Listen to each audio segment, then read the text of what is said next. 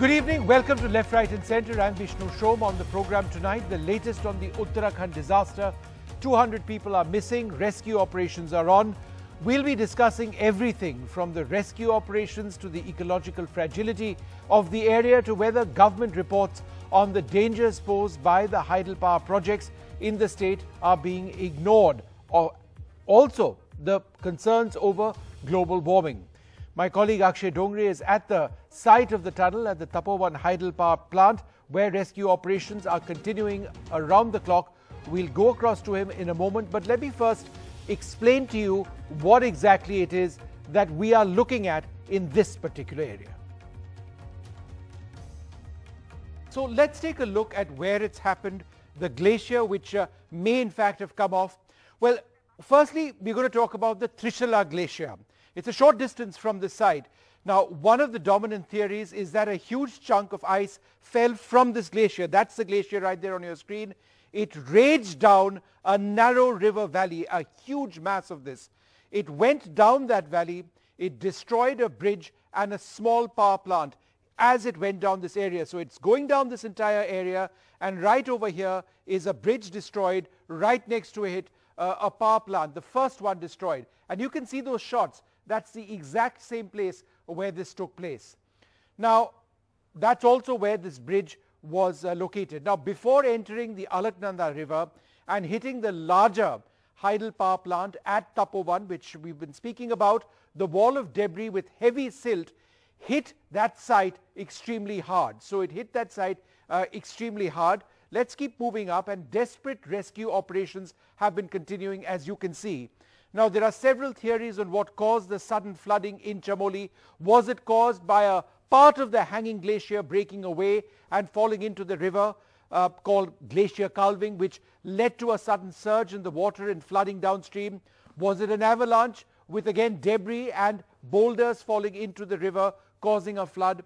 Another theory is that there could have been a cloudburst in the upper reaches, but this so far experts say is unlikely, though there had been some rainfall a few days earlier. Also, whatever the reason, whether an avalanche or something else took place, was this the impact of climate change in the region?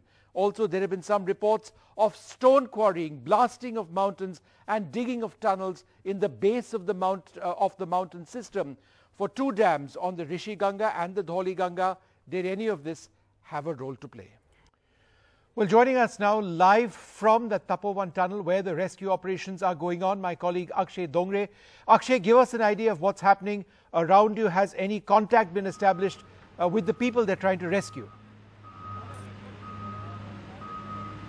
Vishnu, as far as the contact is concerned, as of now, no contact has been established with the people who might be stuck inside. So what are the number we are getting from the officials is that there are around 37 people who might be stuck inside as far as the workers are concerned. So this is the opening of that particular tunnel. As you can see, these bulldozers are bringing out a lot of slush from the inside, and this is all muddy slush that filled the entire tunnel where the people were in fact working.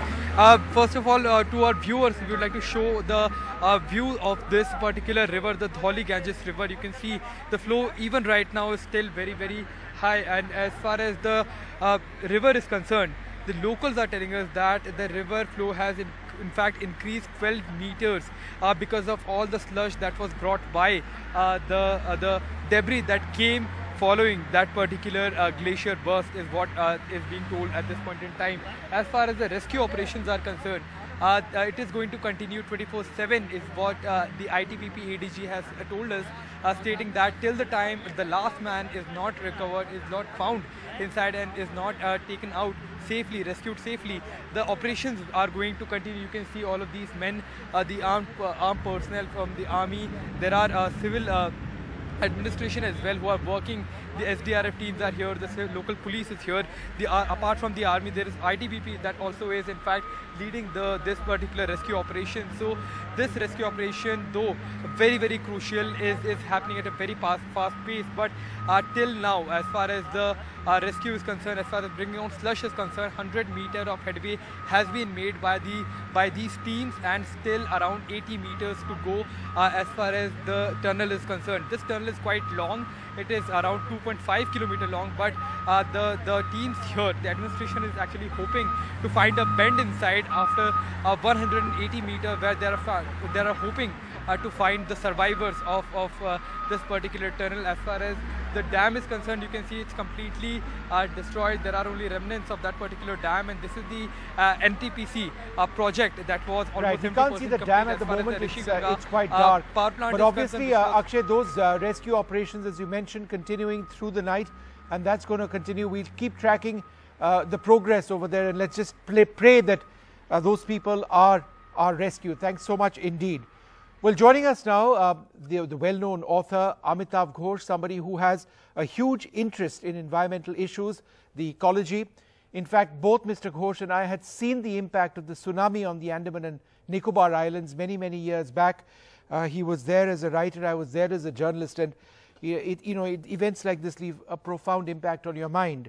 As far as Uttarakhand is concerned, this year around, Mr. Ghosh, do you believe that this was a disaster which was always likely to take place? Oh, yes, absolutely. There can be no doubt about that. Look, in 2014, a few months after the 2013 Uttarakhand disaster, the Supreme Court mandated a report on the environmental impacts. And it says quite clearly there, can I read you yes. just a little line from the report? It says, "It is a remarkable tragedy that repeated earthquakes, cloudbursts, landslides, floods, forest fires for the last few decades have failed to sensitize the policymakers, administrators, and even the people." So, this is one of the really shocking things. This was a completely predictable disaster. People have been saying this for ages, that something like this would happen. And, there's been a series of such disasters, beginning with the Tehri Dam earthquake way back in 1999. So what can you say? I mean, it's like we are just hurtling towards our peril. In fact, I'm just going to go back to what that 2014 report says, and I'm going to quote from it. It says, hydropower projects played a significant role in the Kedarnath disaster. An urgent need to improve environmental governance of hydropower projects. 23 of 24 projects will have irreversible impact on biodiversity of the Alaknanda and the Bhagirathi basins. And yet, despite all that was said at that stage, nothing seems to have changed. These projects continue to carry on, and we see this. Nobody seems to care is my question, right? It's not that nothing has changed. It's that, in fact, it's accelerating. You mentioned 24 hydroelectric projects. In fact, there are hundreds of hydroelectric projects now in Uttarakhand. For the Uttarakhand government, it's a source of revenue. And, there are obviously construction companies, concrete manufacturers who profit hugely from this. And they take a very short-term view. They don't take any kind of long-term view. I'm sure you've been in this region, Vishnu. Yes, a lot of my schooling was in Uttarakhand, and we traveled a lot in these regions. I've been several times on pilgrimage to Kedarnath, Badrinath, and so on. So, you will have seen these rivers. These rivers are chock full of boulders, and the boulders are rolling along all the time. So when you have an avalanche like this, obviously the entire contour of the riverbed changes. And this is something else the report said, that there has to be some significant attention paid to the nature of the riverbed, because what they call muck fills up these beds so quickly that the rivers keep rising. So in so many ways, this is actually what some climate change theorists call a catastrophic convergence. On the one hand, you have climate destabilizing the glacier, the rising climate. This thing happened in winter when the glaciers should be at their most stable. The second thing is this spate of dam building, which is going absolutely unchecked. Because, when water builds up behind the dam, it alters the seismic pressure on the crust. And, all sorts of ruptures follow. In fact, this particular event that happened yesterday is very similar to another disaster that happened in Italy, actually, in a place called Vajont. The Vajont Dam collapsed in 1963. It was said to be the tallest dam in the world. But again, it's built in a very mountainous region near the Dolomites. And what it did was that the building of the dam destabilized the slopes around it. So one day, suddenly, there was a huge landslide. The water burst forth in a mega tsunami. That's actually what it's comparable to. We saw the after effects of the tsunami in the Andaman and Nicobar Islands, but this is actually quite similar, because what you have is a huge body of water bursting forth and raging down the valley, sweeping everything before it. In the Vajont catastrophe, in fact, 2,000 people or more were killed. So here, fortunately, the fatalities seem to be, on a much lesser scale, thank God. But this disaster was in every sense predictable, and it was predicted. Uma Bharati, a government minister, warned against it. A BJP minister warned against it, and still they went ahead and built it. And I mean, could you just share your views as far as the other big concern that we see over here, climate change, the fact that there has been an event in this very same area in 2016, that a part of this glacier had actually moved away, shifted in 2016. It had displaced the river valley then as well. And in just that same area, we see this again. So the writing seems to be very much on the wall. Yeah, I mean, as we know, the glacier melt has been speeding up at a fantastic rate. I mean, since 2000, glaciers have lost, the rate of glacial melt has actually doubled since the years before that. So all of this has been completely predicted. Everybody knows that the glaciers are melting faster and faster. So what this means is that you're going to see very erratic flows from the glacier. It's not going to be like in the past. Some years it'll be this massive sort of flooding. Some years there won't be so much flooding. But in the long run, what we are heading towards is the absolute retreat of the glaciers. This is again just another catastrophe that's looming ahead. Perhaps it's not going to arrive in my lifetime, but it may well arrive in yours, I mean, the Himalayas are the water tower of Asia. The water from this region feeds 700 million people, in India and, across the border in Pakistan and downriver, you could say even into the Brahmaputra Ganges Delta. So as these glaciers melt, they're really jeopardizing the livelihoods of literally, I would say, hundreds of millions of people. And this is happening at the same time that other sources of water have also dried up. The Upper Ganga aquifer has been completely denuded. It's on the verge of collapse. As you know, last year, it was predicted that Delhi would run out of groundwater this year. Yeah. I don't know if it's actually happened, but it's going to happen very soon. Yes, yeah, absolutely. No, and these are things we just don't talk about enough. It needs a disaster like this for people to wake up, and then they go back to sleep. And this sort of construction activity carries on. And these are extremely fragile ecosystems. The Nanda Devi Biosphere Reserve, not too far away from where this has taken place, is one of the most fragile ecosystems on Earth. And it is protected. And thank heavens for that. But just a short while away, a short distance away from the Nanda Devi Biosphere Reserve, you see all of this. And we've got these images on our screens. It is absolutely frightening. But thank you so much, Amitav Ghosh, for joining us and sharing your concerns. We will keep discussing this one way or the other. Well, joining us now, a look at the rescue operations taking place. Mr. Vivek Kumar Pandey of the Indo-Tibetan Border Police joins us now. Thank you very much, sir, for being with us. What is the situation as far as the rescue operations are concerned? Presently, there are 30 people in a tunnel in the Tapovan site. Has any contact been made? No, Vishnu, unfortunately, we are not been able to communicate with those who are stranded inside the tunnel. It is told that some 34 people are in the tunnel in terms of the NTPC records, which suggests that there were 34 people inside the tunnel. Today morning, we have a detailed briefing done by the NTPC authorities. We had gone through the entire map and we have seen that there is a bifurcation of the tunnel just ahead of the gate where the silt is there, tons of silts. It is about 180 meters from the main gate.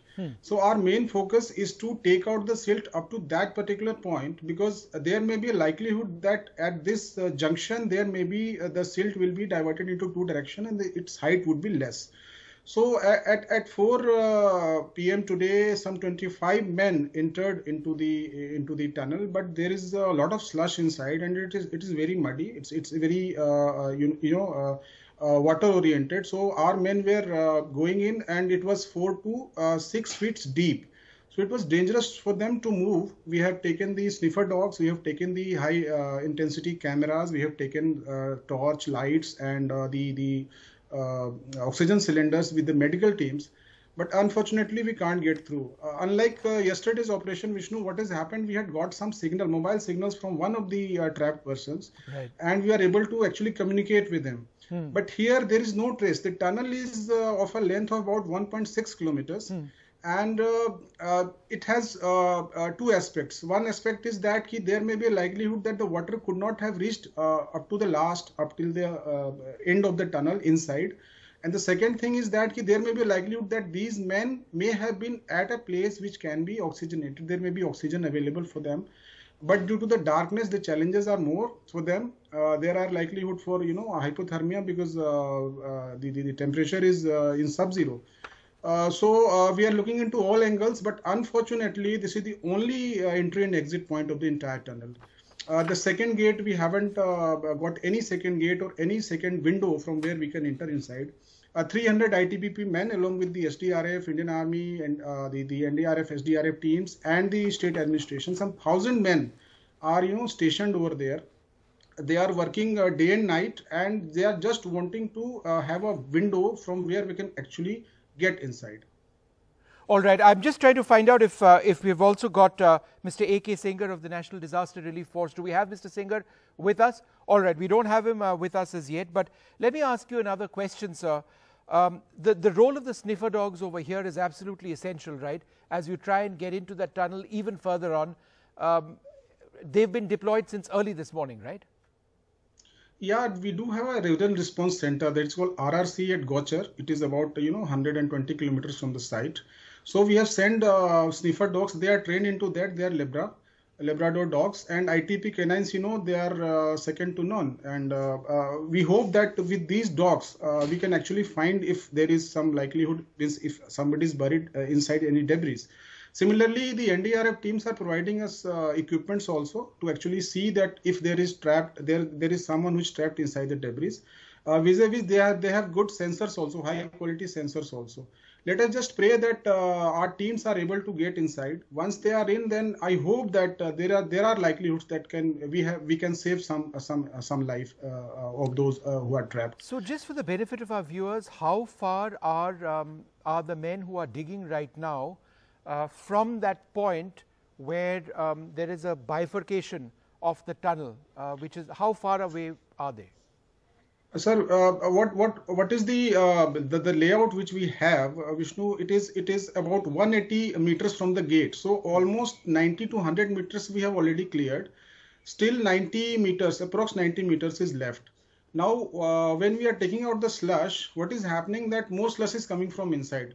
Its height is coming down. Its height is coming down. Its height was, initially it was like 12 feet or so out of those 15 feet height available inside the tunnel.